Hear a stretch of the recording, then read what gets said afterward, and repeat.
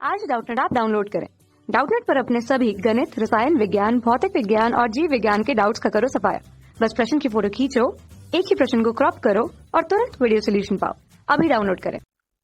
Hello everyone, टीकाकरण क्या है और यह हमारे लिए क्यों आवश्यक है? दो प्रश्न यहाँ पर पूछे हैं।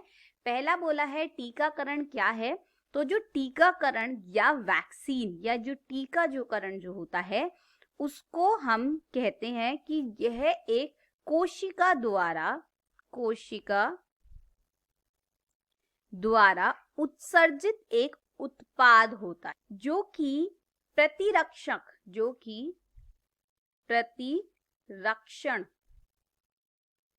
कर्मक के रूप में प्रयोग किया जाता है।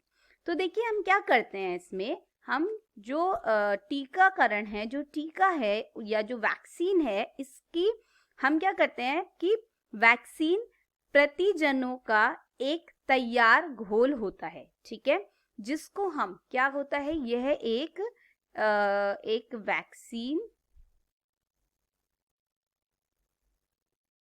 तैयार घोल होता है। अब हम क्या करते हैं, इसे इंजेक्शन के माध्यम से शरीर में प्रविष्ट किया जाता है। किसके माध्यम से शरीर में डालते हैं? इंजेक्शन के माध्यम से। इंजेक्शन के माध्यम से शरीर में प्रविष्ट करेगा। जैसे इंजेक्शन के माध्यम से शरीर में प्रविष्ट करने पर यहाँ पर एक विशिष्ट प्रतिरक्षकों के निर्माण को प्रेरित करके शरीर में सक्रिय कृत्रिम प्रतिरोधक क्षमता को उत्पन्न किया जाता है। तो यहाँ पर एक विशिष्ट क्या करते हैं, विशिष्ट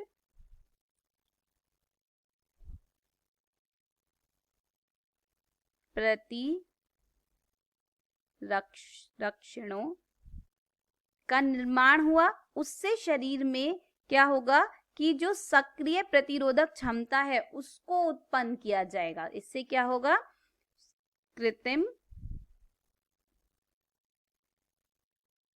प्रतिरोध की जो क्षमता होगी वह उत्पन्न हो जाएगी। तो देखिए यहाँ पर आप समझ गए हैं, हमने सबसे पहले क्या किया कि जो वैक्सीन, जो प्रतिजनों का जो तैयार घोल था, उसको इंजेक्शन के माध्यम से शरीर में डाला गया। फिर उसके बाद विशिष्ट प्रतिरक्षकों का निर्माण हुआ।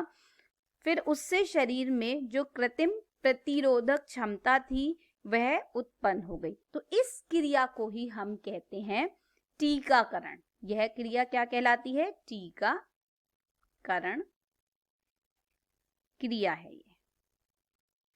सही बात है, आप समझ गए होंगे। तो देखिए सन 1798 में एडवर्ड जेनर, इन्होंने क्या किया था, इनको प्रतिरक्षा विज्ञान का जनक भी कहते हैं। प्रतिरक्षा विज्ञान का जनक भी कहते हैं।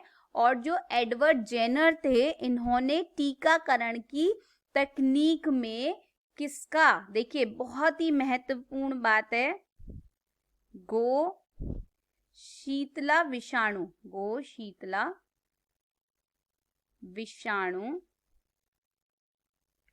को चेचक के विरुद्ध प्रतिरक्षण कर्मक के रूप में प्रयोग किया था।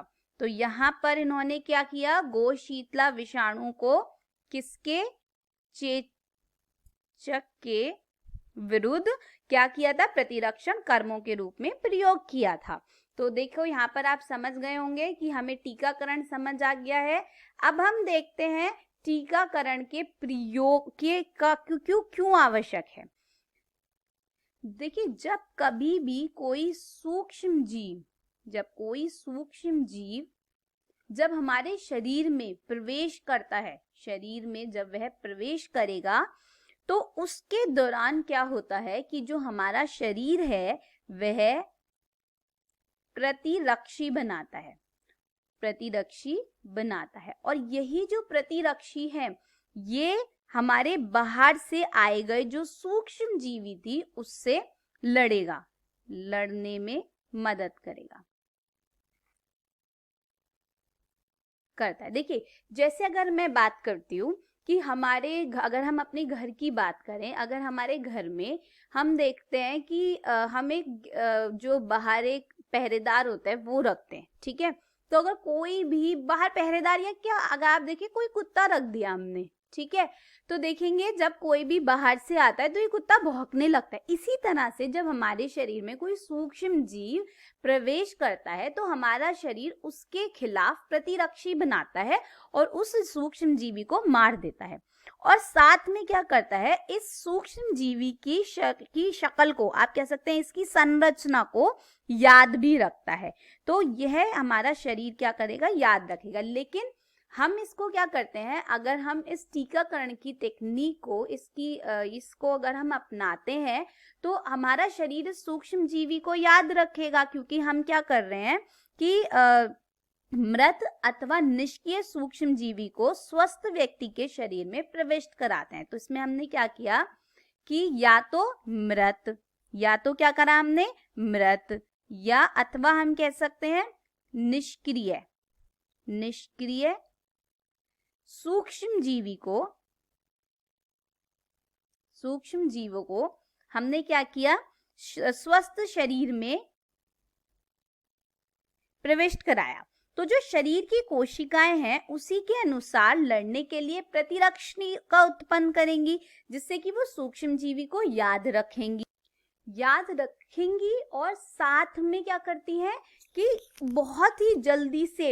उसे जल्दी से नष्ट कर देंगी। तो हम यहाँ पर ये कह सकते हैं कि हम जो प्रतिरक्षी होती हैं वो हमारे शरीर में सदा के लिए बनती हैं और उस रोग कारक जो सूक्ष्म जीवी से हमारी रक्षा करती हैं। तो टीकाकरण क्यों जरूरी है, ताकि एक बारी ये प्रतिरक्षी बन जाए और उससे हमारे शरीर को जो रोग आकर सूक्ष्म जीवी है उसको नष्ट कर दें और उसे याद रखें और जल्द ही पुनः शरीर में प्रवेश करने पर उसे नष्ट कर दें। तो देखिए टीकाकरण आवश्यक है ताकि एक बार प्रतिरक्षी बनने के बाद हमारा शरीर उस रोग और रोग कारक सूक्ष्म जीवी को याद रखे, ठीक है, जिससे वो उसे याद रखे और जल्दी ही क्या करेगा, पुनः शरीर में प्रवेश करने पर, पुनः अगर शरीर में वह प्रवेश करता है, प्रवेश करने पर उसे नष्ट कर दे। तो चलिए आपको समझ आ गया होगा। तो हमने देखिए दोनों ही बातों को देखा है। टीकाकरण क्या है इसको मैंने आपको पूरा लिखकर भी दिखा दिया है और हमारे लिए क्यों आवश्यक है यह भी मैंने संक्षेप में आपको समझाया है। धन्यवाद। कक्षा 6 से 12वीं से लेकर नीट, IIT, JEE वो एडवांस के लेवल तक 1 करोड़ से ज्यादा छात्रों का भरोसा। आज ही डाउनलोड करें डाउटनेट ऐप या व्हाट्सएप करें अपने सारे डाउट्स 8400 400 400 पर।